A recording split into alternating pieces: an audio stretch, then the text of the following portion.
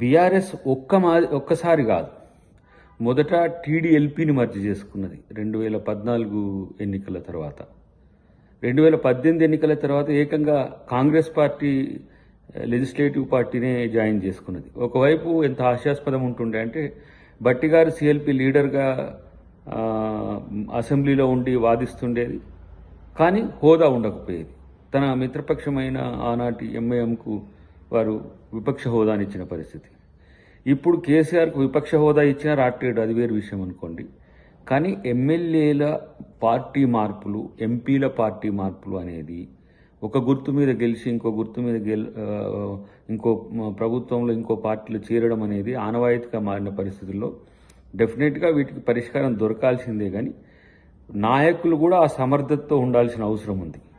ఈ 10 మంది ఎమ్మెల్యేలు బయటికి వెళ్ళేసరికి బీఆర్ఎస్ ఉలిక్కిపడి ఒకటేసారి మొత్తం అది ఏ తరహా కార్యాచరణ తీసుకుంటుండ్రు, ఏంటిది తప్ప రైటా, దాడులు చేస్తుండ్రా, పిచ్చి పిచ్చిగా మాట్లాడుతుండ్రా అనే విషయం పక్కన పెడితే వాళ్ళు వచ్చి బజార్లో కొట్లాడడం మొదలుపెట్టినప్పుడు వాళ్ళ నాయకులు ఆగుతారు.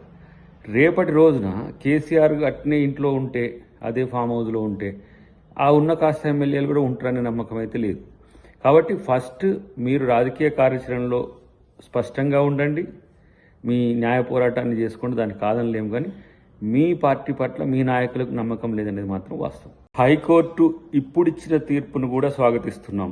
ఎందుకంటే రాజ్యాంగబద్ధంగా వ్యవహరించాల్సిన వ్యవస్థల మధ్యన ఎలాంటి భేదాభిప్రాయాలు ఉండకూడదనేదే అందరి యొక్క అభిప్రాయం. వాస్తవంగా పార్టీలు మారిన ఎమ్మెల్యేలని వెంటనే పార్టీ నుంచి సస్పెండ్ చేయడం, పదవి నుంచి సస్పెండ్ చేసే ఒక కొత్త చట్టం వస్తేనే తప్పితే ఇలాంటి సమస్యలకు పరిష్కారం రాదు. ప్రత్యేకించి గతంలో బీఆర్ఎస్ చేసిన ప్రాక్టీసెస్ వల్ల దేశం మొత్తంలో అన్ని రాష్ట్రాల్లో కూడా ఇదే ప్రాక్టీస్ చేస్తే బాగుండు అన్నట్టుగా జరుగుతున్నది.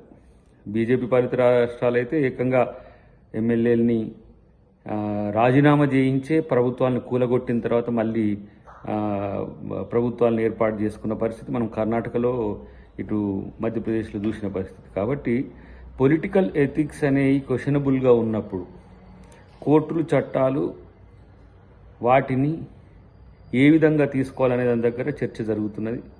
డెఫినెట్గా వాళ్ళు హైకోర్టు తీర్పు మీద ఛాలెంజ్ చేయడానికి సుప్రీంకోర్టుకు పోతారు. గతంలో కాంగ్రెస్ పార్టీ కూడా ప్రయత్నం చేసింది, అది వెంకటరెడ్డి గారి, సంపత్ గారి కేసులో.